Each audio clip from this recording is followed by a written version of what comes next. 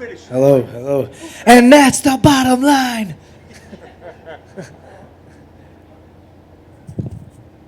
That was a quick night at work. Yeah, that was. It's always shocking when it's that fast. You know, it happened twice this year actually to me. This one faster, but in January, kind of similar. Got the guillotine early in the first round, and it's bittersweet because like you love getting out of there and getting a finish, but you almost want to like get that fighting experience as well. Yeah, I mean, when a fight's that short, it's kind of hard to analyze what actually happened in there. But from your memory, was it just a case of jumping the guillotine, getting it done, or was there some bits you can take away from the short period you're in there? Yeah, it was kind of weird. You know, I had a lot of nerves with the situation, with the switch up in opponents and, you know, not knowing what to expect from this guy. Back against the wall pretty much because, you know, everyone would expect me to win. You know, he's coming in on his debut and this and that. So I was thinking a lot about that, trying to tune that away. But it was weird because, like, I was so nervous in there and I felt like I was slow. I wasn't really moving sharp, and it kind of just happened. Like, it's one of my go-tos, and he put his head in there and I just went for the finish because naturally I'm always looking to finish the fight. So having a late notice replacement, that really kind of got to you mentally?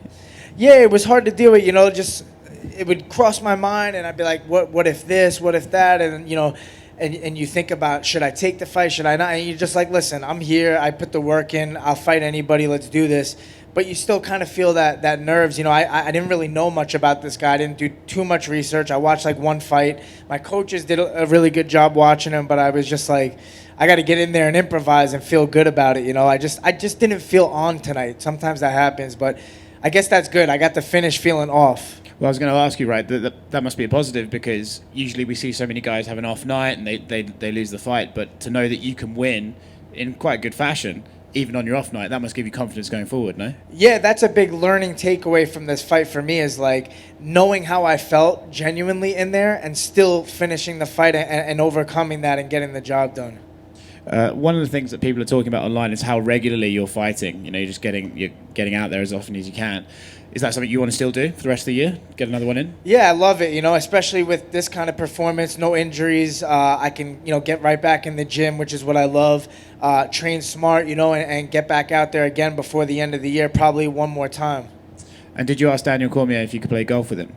I don't think Cormier wants this, man. He needs more practice. He's just retired, so he's probably only got a couple rounds in him so far, you know? Yeah, I mean, it looks like his swing could use a little bit of work, I think. Yeah, definitely. Yeah, he needs some more. He couldn't put his jacket on tonight. Did you see that? I didn't.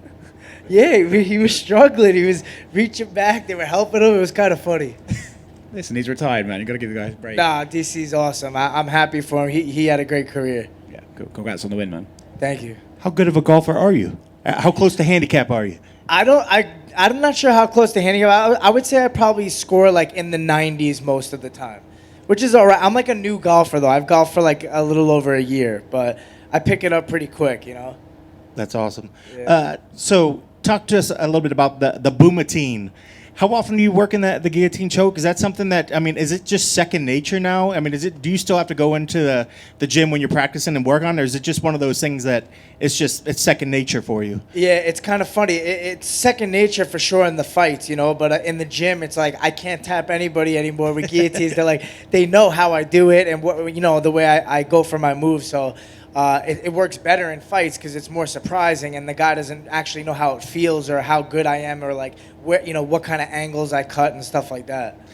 So immediately after it, I teased you as you came in when you were sort of saying who finishes fights out there.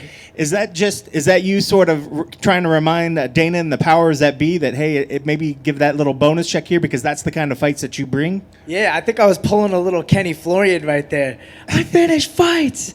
But, I was just trying to say, you know, it's the truth. You know, I go in there to try to put these guys away and finish the fights, be exciting. And that was, you know, one of the fastest submissions ever, right? They said in what, featherweight history?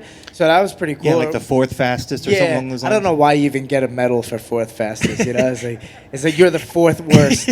But you are now the eighth fastest. Yeah, you've done great, but fourth great. So you know, it's cool, but it's like it's more important to me that I'm finishing fights, staying active, and I think they know I'm a guy that will step up. You know, when things happen like this, or replacements come in, and you could potentially turn the fight down if you wanted. But I'm just ready to go. And I know you had already talked a little bit about how you had to deal with it once you finally got that call last night that your opponent did change.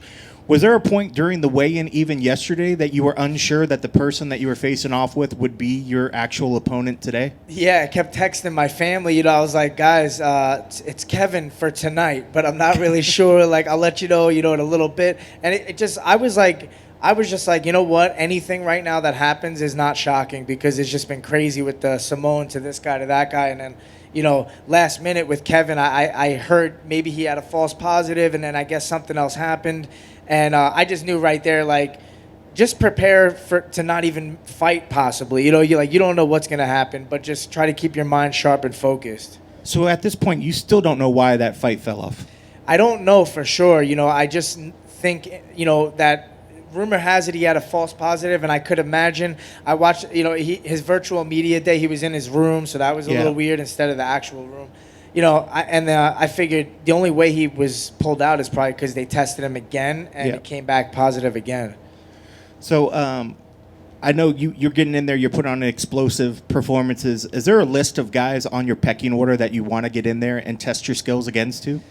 Not really. If there's a list, it's just anybody, that propels me upward. Like, there's no specific guys, but of course the legends of the sport would be great to fight. Frank Yeagers, Dominic Cruz, even Uriah Faber, if he wasn't retired or if he was still active. All those fights would be great, it would be awesome. But it's really just whoever puts me in a better position to make a run for a title. And lastly, to touch back on when you had to deal with it, and you said you were a little bit nervous because you were unsure of what this new opponent was going to be.